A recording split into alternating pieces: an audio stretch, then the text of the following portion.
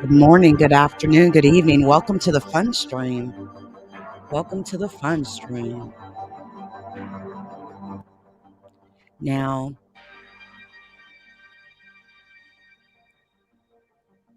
there's a couple amazing videos I'm about to show you actually, but I have a second video that shows a black sphere just like this. Just like this. This happened in England. This was in England. Um, yep, we are back. This happened in England, and it's amazing. I've heard of this technology. I've heard that some fighter pilots have seen spheres like this quite a lot, actually, and that they've even seen them leave some of these craft that they chase. But the thing about it is this: the fighter jets can't even keep up with this. This thing is flying on its own. The fighter jets can't even keep up with it. Now, I saved the best for last, all right? I saved the best for last. Very creepy. Can't even find the original video on it, but just hold on a second. I definitely want to capture it and get it in. Give me a sec. Yeah. This doesn't even have sound. This does not even have sound. What is that? Okay. What the hell is that, right?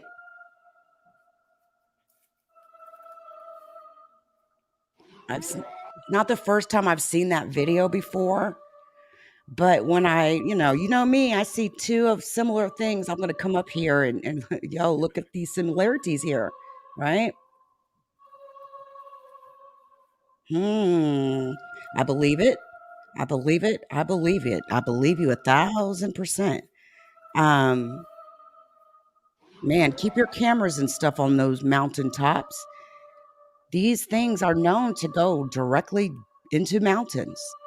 Um, guys, there's talk about these beings even having the ability to, you know, change what we're even perceiving, what we may look at and see as a mountain to be something totally different. It really, really could. But don't dismiss these types of videos, I'm telling you. This is not something easy to hoax, all right? This is not easily hoaxable at all, first of all. So many different reasons why I think this video is absolutely 1000% real. Not easy to hoax this. You hear the birds chirping. And here's something crazy. Let me take a second to be quiet and listen for something. Because I was talking about this last night. And it's kind of crazy because the birds have been chirping so loudly at night lately. And I don't quite understand that. It's a little unusual. And I think that the reason it's unusual is because I'm not used to it. I'm 45 years old. And I'm telling you, for the last week, the birds, the intensity of the chirping of the birds from like 11 o'clock to like 3 in the morning, insane. It's louder than what I hear them now. And it's what, 5 o'clock in the afternoon. It almost sounds like it's like 7 in the morning type shit. It makes me wonder if the birds are confused or something. I don't know. But I have noticed that in Dallas. All right. But I just thought that was interesting, right? These fighter jets are sitting here chasing, these spheres, and y'all know how I am. I already know. Um, oh, you make me want to bring up the whole Mount Urania thing.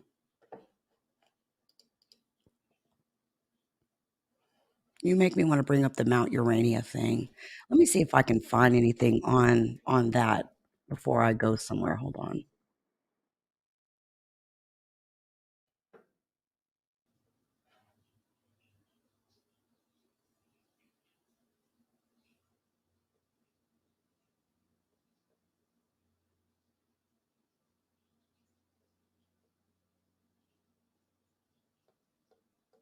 course not. Hmm.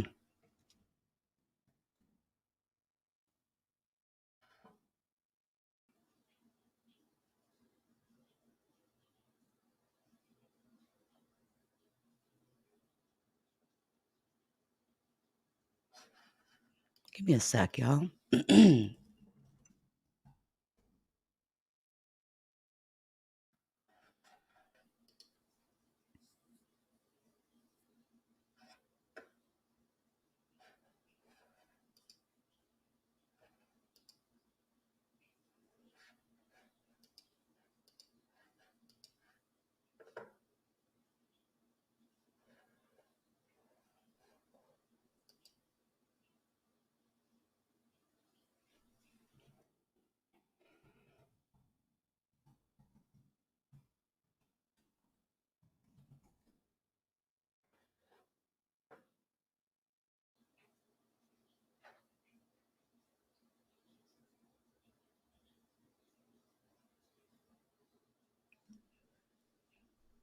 Y'all, give me a sec.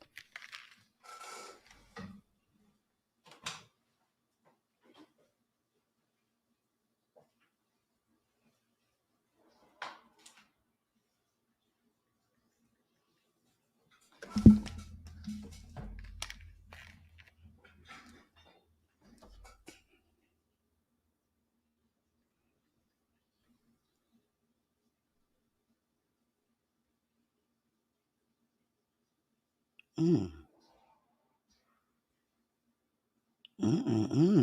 Hold on, y'all.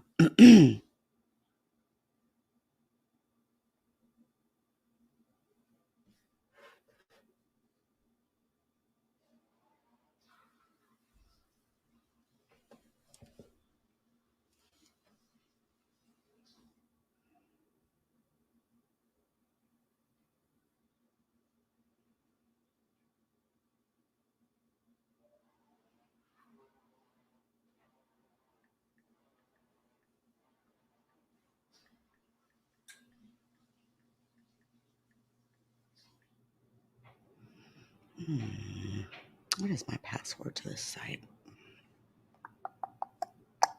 Shit, I don't even know. Hold on. Got kicked out.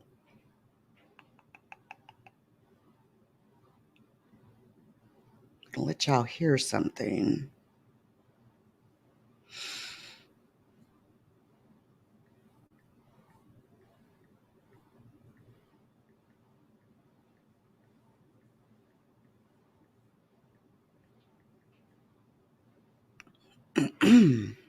All right.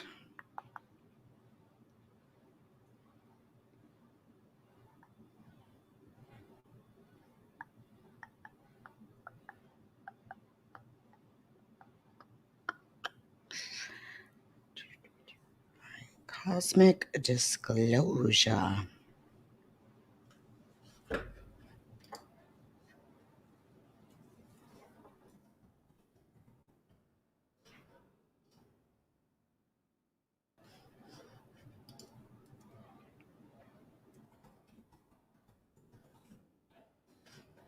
Got it. All right. So which season is it? Okay, so let's see. Mount Urania. I told you I was going to come back and do this anyway. Which season is that? Cosmic.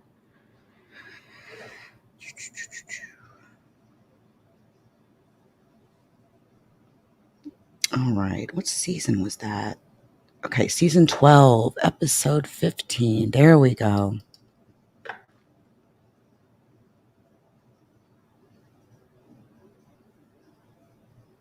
Yes.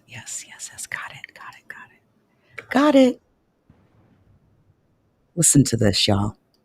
Hey, good. Hey, Nakai. How are you?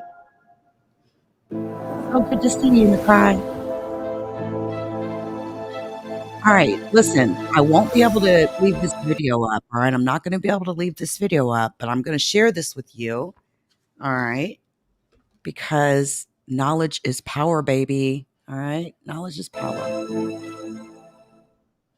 Today on Cosmic Disclosure, we are with Richard Doty, a retired counterintelligence agent who served in the Air Force Office of Special Investigations.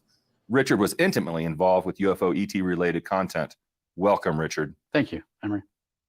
Nellis Test and Training Range is part of Tonopah Air Force Base in Nevada. It's been reported that there was a UFO base located there. What was a UFO base doing within the parameters of an American Air Force base? Well, go back a little bit. Tonopah Air Force Base is within the Nellis Test and Training Range with Area 51 and including the Nevada Test Site, which is now the Nevada National Security Site. We located a UFO base at Uranium Mountain, which is in the western portion of Nellis Test and Training Range, which was on Tonopah Air Force Base. And we found this when two women in 1983 had contacts with an extraterrestrial race. So what did this contact with these two women have to do with this Air Force base? Let me go back and tell you the story. Two women driving on Nevada Route 6, which is north of Nellis Test and Training Range, west of Warm Springs, Nevada, were driving in a September day in 1983 when they saw a spacecraft. They referred to it as spacecraft. The craft landed, they were contacted, and they had missing time. They reported this to Nevada law enforcement authorities, Nevada Highway Patrol and the Nye County Sheriff's Office. Nye County Sheriffs and the State Patrol, the Highway Patrol notified Tonopah Air Force Base, the security police desk sergeant, and reported that these two females had seen some kind of a craft, and they were afraid that they might have been abducted. Immediately, the security police desk sergeant notified Air Force Office of Special Investigation. I, at the time, was at Groom Lake, which is about 80 miles away. I was notified of it. Myself and another agent then traveled up. It took a couple hours to get to Tonopah, and then to Tonopah, Nevada, not the air base. There's a Tonopah, Nevada, about 40 miles outside Tonopah Air Base. And we met up with these two females, and they told us this story. Told us that they were traveling, they saw this craft. The craft landed, they had a contact, they had missing time, and they were afraid that it might have been exposed to radiation. That was their danger, and that was what they told the Nevada law enforcement authorities. We transported these two females to Nellis Air Force Base Hospital, where they were examined by military doctors. They were not exposed to any radiation, but they did have strange marks on their bodies. So with their consent, we did a hypnotic interview of them. And during this hypnotic interview, they explained to us that they were transported to this huge facility in a desert location somewhere in Nevada. How they explained it to us, it was a complex way of we were interrogating them. And we weren't interviewing them. We were actually interrogating them because under hypnosis, you can be more forceful. And we were more forceful. And they gave us details of a mountain that we knew, because we were familiar with Nellis Test and Training Range, was in fact Uranium Mountain, which is in the Cactus Mountain chain of western part of the Nellis Test and Training Range. These females, during the interview, described these beings in clear terminology to them. They were hideous looking. They had large noses. They referred to the noses as elephant noses. And they were tall, very tall, but they didn't feel harmed. They weren't hostile. They kept reassuring them in some voice. They didn't describe it as telepathy or anything. They heard voices telling them, "We're not here to hurt you. We're not going to harm you." But they were in a facility, and listening to what they told us as far as the facility, it was a big opening facility, they explained to us, and there was some beings walking around, and there were rooms. But they were not in a room. They were in an open air open area, but they were on a table and they couldn't move. So then we started an investigation. And one of the parts of the investigation, we flew over the area some days later in a helicopter. And the first flight over the area, we didn't see anything. We just saw the mountain. There was some testing facilities east of the mountain range, but we didn't see anything else. But as that helicopter banked to the west, and I asked the pilot, let's make one more pass around it, but this time let's go right over the top of the mountain. When we went over the top of the mountain was open. We could see down into the mountain. I said, my God, look at this. And the other agent on board the helicopter said, that mountain just opened. Because before it wasn't open when we flew over it 15 or 20 minutes earlier. Is the opening like a mile or 2 miles or? I would say the opening was probably at least a mile. And I didn't know we had the technology to do that, number one. And I thought it was our base. And that's why I tell the helicopter pilot, hey, let's get a little bit lower to look at this. I mean, what kind of base they have down there? I'm thinking of S4, right? And I'm thinking of Papoose. And he was a little reluctant to do that because he didn't know what was down there either. He said, well, I'll get as close as I feel safe because he's a pilot, so he's in control of the aircraft. So we got a little lower and we could see the distinct structures down there. There were like buildings inside here, little buildings all around. There were probably a dozen of these little buildings. They appeared to be rectangle or square structures. They didn't have any peak roofs on it. There was something reflective coming up. We could see the area was lit up, so there was lights down there. They were around the edge of the mountain, inside this hollow mountain, and then in the center area it was all open, and there was something in that center area that from our altitude I couldn't make out, but we figured when I started thinking about it more, that was the alien craft that these two women had contact with. That mountain opened, and that's where that craft went and hid. So we flew back to Tonopah. We landed at Tonopah. Immediately, we went to the base commander's office.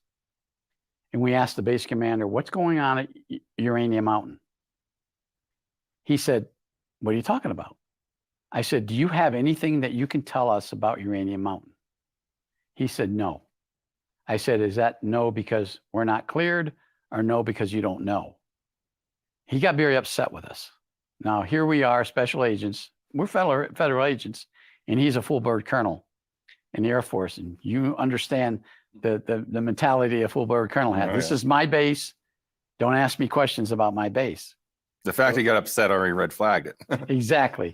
And I said, well, we need to know because something happened out here. And then we briefed him on it. He said, I'm not at liberty to discuss it any further. You guys can leave my office.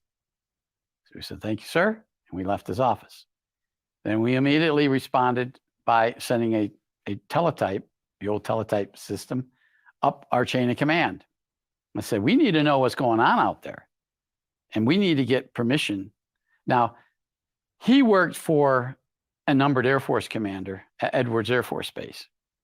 So we thought, well, we'll go to him. He was general, one-star general, brigadier general, and we'll ask him to let that commander give us permission to find out. Well, we went to the general at Edwards Air Force Base.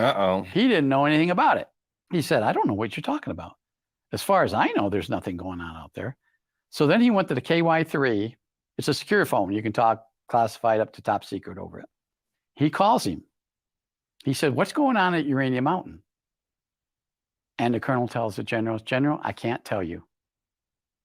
And again, the general says, you can't tell me because you don't know, or you can't tell me because I'm not briefed. He said, General, I just can't tell you.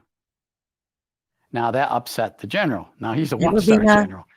So he tells me, he says, I'm going to get you the security clearance that you need because I'm about ready to relieve that colonel of his command out there. So he made some phone calls. We left and went back to Groom Lake. We'd been on a plane, T-39. We'd flown. Nice. And that was late afternoon, and I get a call from my boss, and my boss tells me, You go up to see the colonel at Tonopah. He's going to brief you. Wow. So it was too late in that afternoon. We waited the next day. We went up there. He sits down with us. He's red-faced. You know he's upset. You know he doesn't want to do Went over his head. Right, went over his head. I said, sir, I'm sorry that I had to do that. But he said, you should have came back to me and asked me again. I said, you said to get out of my office. And we did. He said, there's something going on down there that we don't know about. I said, what are you talking about? He said, listen, it's beyond our capability. You want to go down there, you go down there, but you better take a gun with you. Well, I carried a 45, a special 45 that OSI had. I said, I was surprised they allowed you to fly over that secured area, because I thought that was part of Tonopah, that mountain. It is Tonopah, but he didn't know we were flying over it. Oh. He was unaware that we'd flown over it. We got a special mission, a lieutenant, I think first lieutenant got us a mission. OSI, and we need to do this. You got a helicopter. Go for it. You got a HH-3. We flew. So I said, well, what are you talking about? We're gonna need a gun. What is there? Animals down there, or what is down there? What kind of gun do you need us to take? He said, an M16. And I said, why would we want to take an M16 down there? He said, you'll find out when you get there. I said, you can't give us any more information than that? He said, I don't know. I really don't know. And I felt that he was sincere there, that he didn't know. I said, well, who would we talk to? So he said, well, the chief of security police. So I went to the chief of security police, who was at the time a major. And I asked the major, I said, we want to go down to Urania. He said, I need to send some troops down there with you. I said, why? What's going on down there? He said, we really don't know. I said, you want to tell me in straight words what you're talking about? He said, he looked around the room. He said, let's go into the other room. So we went in the back room. It was like a supply room. He sat down, he looked down on the floor, and he kind of looked around. He said, there's aliens living in that mountain. I said, extraterrestrial aliens. Yep. I said, that's why the mountain opens. Shakes his head. I said, so what are we going to find when we go down there? He said, we only went down there once, and we never went back. So I said, you went down there, you climbed the mountain? He said, no. There's a tunnel. The old uranium mine is there, and there's a tunnel that leads the old mine shaft. We had built that, the test site built that for a testing area. They were going to test lasers in it. And when they got a certain point into the mountain, about a mile in, they realized there were visitors there. And this is what he's telling us. So we got out of there. So I said, the United States Air Force and the United States Army is pulling out of a place that you saying, did you actually see him? He said, no, I never saw him. So I said, I want to go down there. So I got a couple agents, and there was a security detail of 12 to 15 of them, I believe, security police. And they were armed. I didn't take an M16. We didn't take it. We had them, but I was trained in them, but I didn't take them. I had my handgun. Plus you had the whole crew. Yeah. Plus those guys are going to protect us. At least I hope. So we went down there. We walked in. I mean, we went in, and they had erected a huge vault door because of what they found inside. And there was combination locks and so forth. And it took some time for it to get the big vault door open. And the security guys go, there it is. I said, well, you guys going in with us? And they kind of looked at each other. It was a lieutenant that was a leader of them. If you insist. I said, have you been here before? He said, yeah. I said, have you seen anything? He shakes his head, yeah. I said, well, are they extraterrestrials? What do they look like? He said, they're pretty hideous looking. I said, did you shoot him? No, they never fired at us, and we never fired at them. We just got out of there. And this is all like a movie plot. Right. No, I'm saying, I'm looking at my age, and I don't believe any of it. I really seriously don't believe it. Yeah, I think there was, my thinking was, there's something else down there that they want to scare us away, form of disinformation that they were trying to pull on us. Right. That's what I would think. And I'm saying, you know what? I actually think you guys know what's there, some kind of secret facility, training facility, or research facility. And you just don't want us to know about it. He said, no, no, no, no, no, no, sir. I'm telling you. I said, well, let's go. I'm going to see these aliens myself. There wasn't any lights in this tunnel. Once we got beyond the door, it was dark. The only light I could see was the light coming out of the tunnel area, or the opening that was in front of us, which was probably another 75 yards in front of us. As we kept walking forward, I had a flashlight on, the agent next to me had a flashlight on, and there was lights behind us from the security police. As we get closer, we see a light. We see that something's illuminated in there, and we hear this humming sound. And I asked the lieutenant, I said, what's that? What's that sound? Is that some kind of experiment? He said, I don't know. Seriously, sir, I'm telling you, I don't know. So we get closer and closer and closer and closer and closer and closer. And I realized something's going on in here. The security force stayed their ground. And they said, the lieutenant said to me, we got your back, but we're not going farther. As I got close to the opening, this being appeared as if he walked around the corner. What I could see from that angle, or was that position, and I'm about 50 yards from the being, it was tall, over 6 foot tall, had a very large appendage coming out of its face, similar to what the ladies described as an elephant nose. It wasn't as long as the elephant nose. It came out, and I wasn't sure if it was some kind of a breathing apparatus that was placed over their face. I couldn't see the eyes because the being is silhouetted in the light. I had a flashlight. Flashlight wasn't that strong. I couldn't totally illuminate the being. Had very long arms, probably went down to what I would call its knees. Had very long fingers. It appeared to me to be reptilian looking. Had a very long, distorted face, almost as if the being had pop marks or something else on its face. And I thought about this later, and the being might have had some kind of facial mask on, and that's what the appendage was. Sounds like it, yes. Yeah, because it might not be able to breathe our atmosphere, or maybe too much oxygen or not enough. Didn't have any ears that I could see. But again, I'm looking at it and I'm shining a flashlight on it. At that point, I felt discretion's a better part of valor. I never drew my weapon. The agent next to me, he had more combat experience in Vietnam. He was a Vietnam vet. He did pull his weapon, but he had it down to his side. How was he responding to this encounter? He said to me, we got to be careful of it. He was calm, but he said, we got to be careful of that. And I said, I'm not sure if that's just a human dressed up in a suit. He said, you're nuts. He said, that's no human dressed up in a suit. I didn't know this at the time, but he saw other beings behind, farther away, because he's at a different angle. He's over here. He's probably 3 or 4 feet away from me. And he didn't say that to me at the time, but later on he told me. So then I decided, let's just get out. Let's just retreat back to the vault door.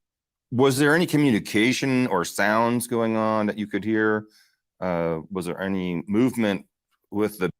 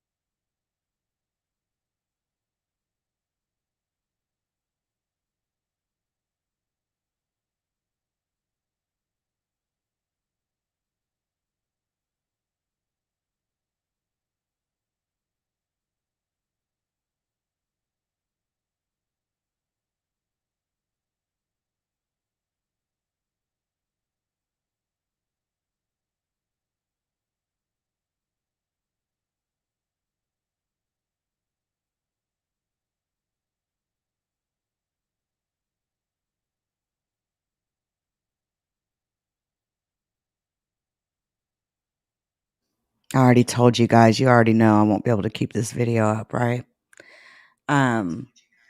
Oops.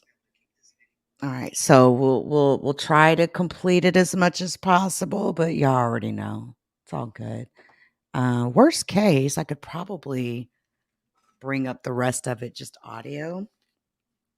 So give me a sec. It's probably the best option here. So that way you guys can hear the whole story. I have no intentions of making any money off this or anything. Just knowledge sharing. It's insane. It's insane. All right, hold on. Come season 12. I know, right? It's so annoying. Okay. Let's see. This is episode. Which one is this? Okay, 15.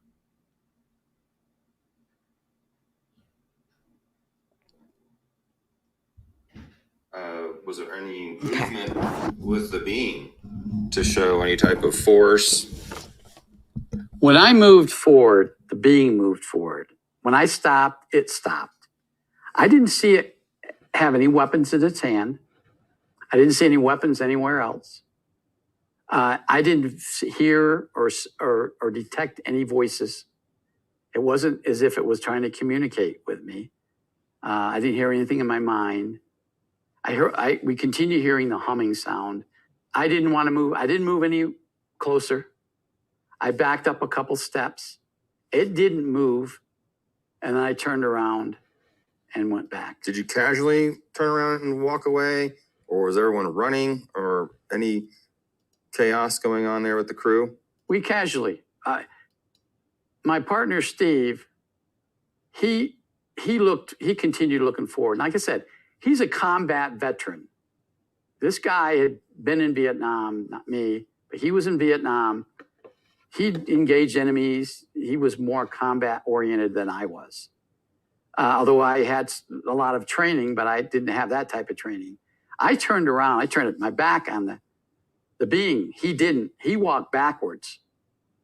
And when I saw him walking backwards, then I turned to my left, and I realized I better keep an eye.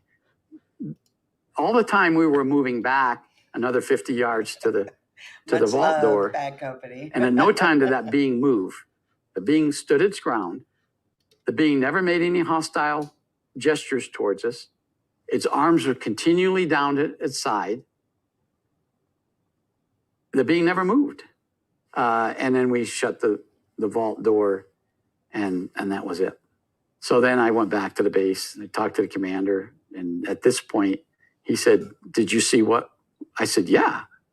I said, "ETs have penetrated a United States Air Force base, the most secret base on Earth, and you guys aren't hearing anything about it?" He said, "We're working on it." I said, "You got a plan?" He said, "We got a plan." I said, "What's the plan?" He said, "Well, we got to coordinate with the highest level." I said, "Well, what's your plan?" He said, "Well, once we get the plan, we'll let you know." So I went back and I did a long report. I mean, pages of report, and I sent the report up. And I figured a couple of days I'd respond back. I think we got back at 6, 7 o'clock at night. I did a report, sent it up. I went back to the dorm and came in the office about 6 in the morning. And we had a security policeman in there that guards the facility. He said, "Sir, you Special Agent Doty?" I said, "Yes." He said, "You need to call this number as soon as possible."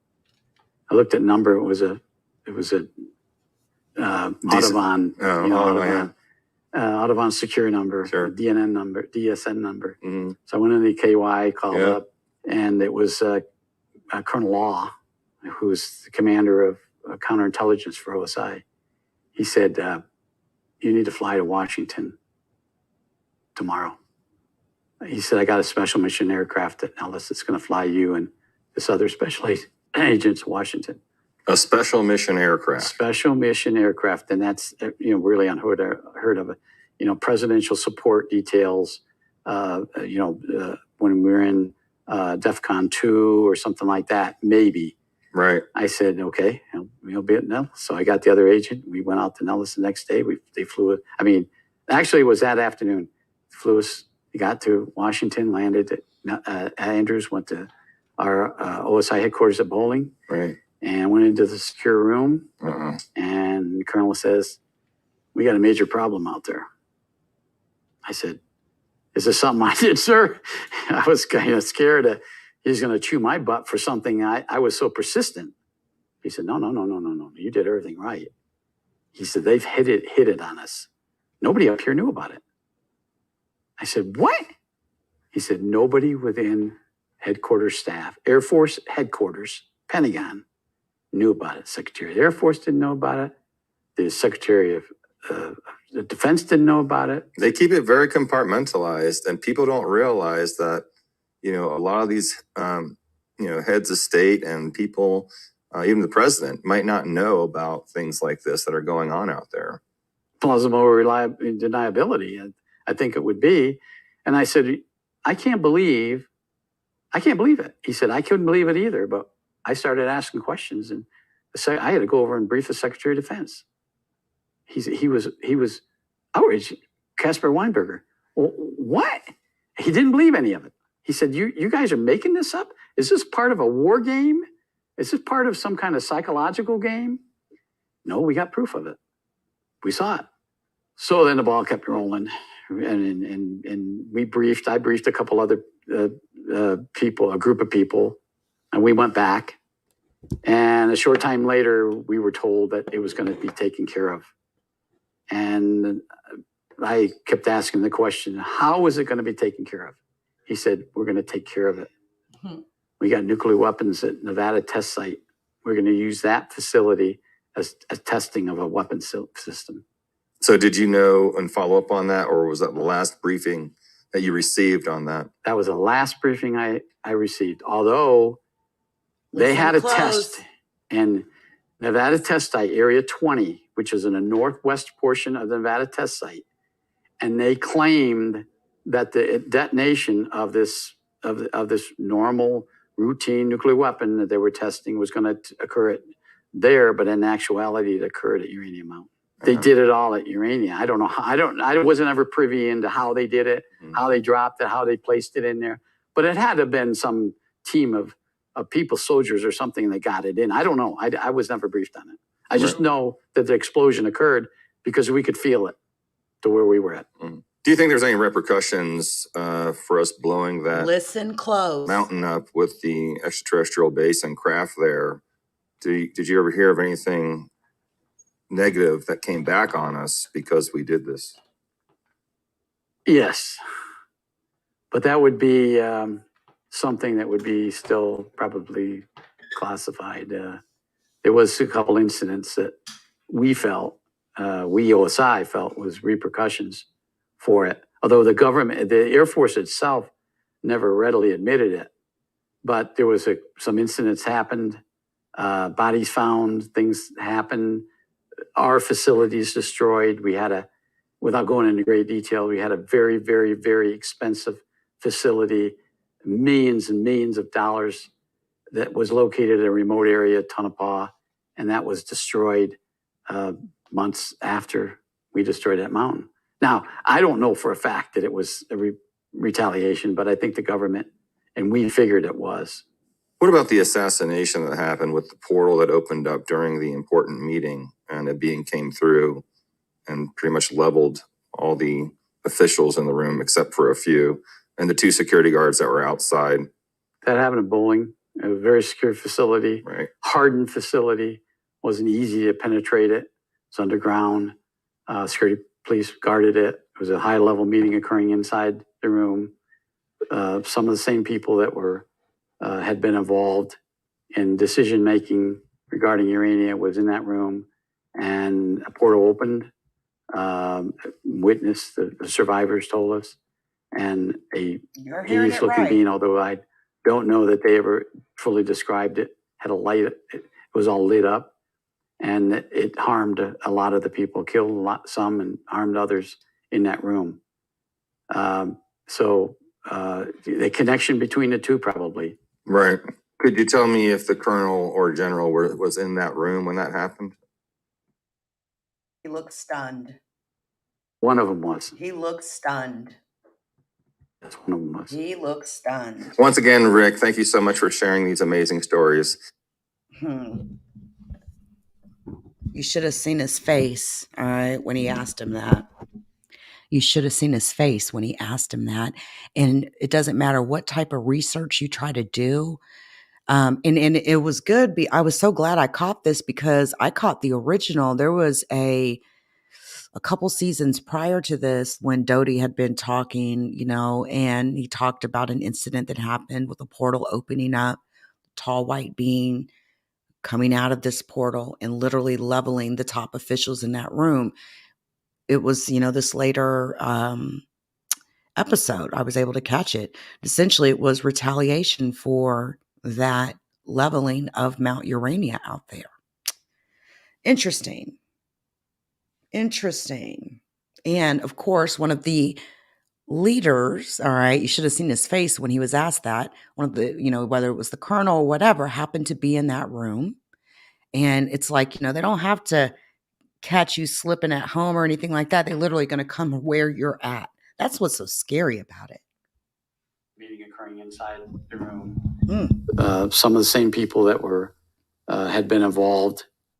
Few, and the 2 security guard portal that opened up during the import.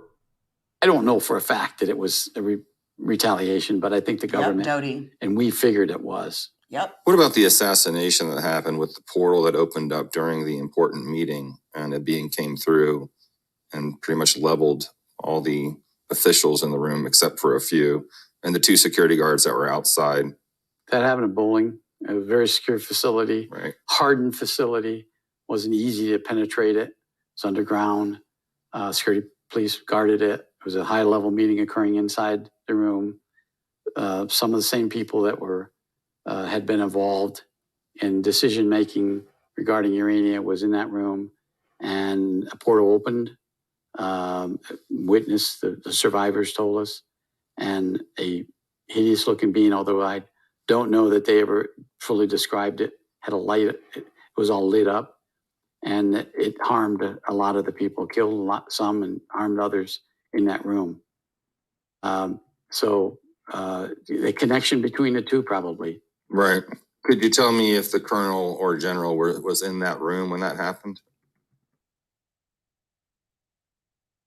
One of them was. Yes, one of them was. Once again, Rick, thank you so. Jeez. That means, obviously, hold on.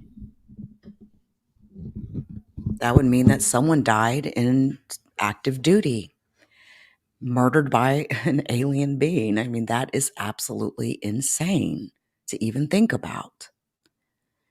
But I've heard so many incidents of portals opening up and, so interesting stuff.